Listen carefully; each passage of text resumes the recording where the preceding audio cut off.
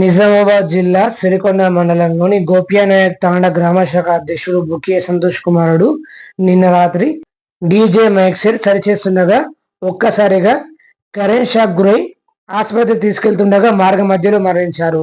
విషయం తెలుసుకున్న Nizamabad rural MLA Bhupath Reddy ఈరోజు అంత్యక్రియలో పాల్గొని మరణించిన వారి తాత మాజీ ఎంపీడీసీ రామ్ సింగ్ మరియు వారి తల్లిదండ్రులైన బూకే సంతోష్ ను పరామర్శించి ఓదార్చారు.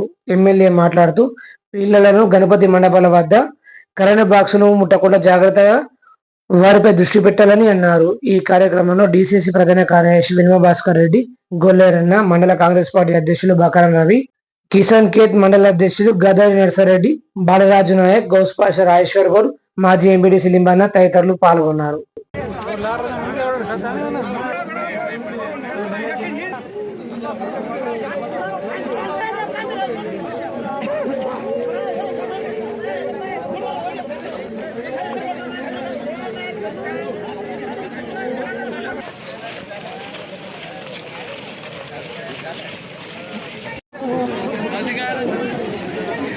ఆగరా బాబు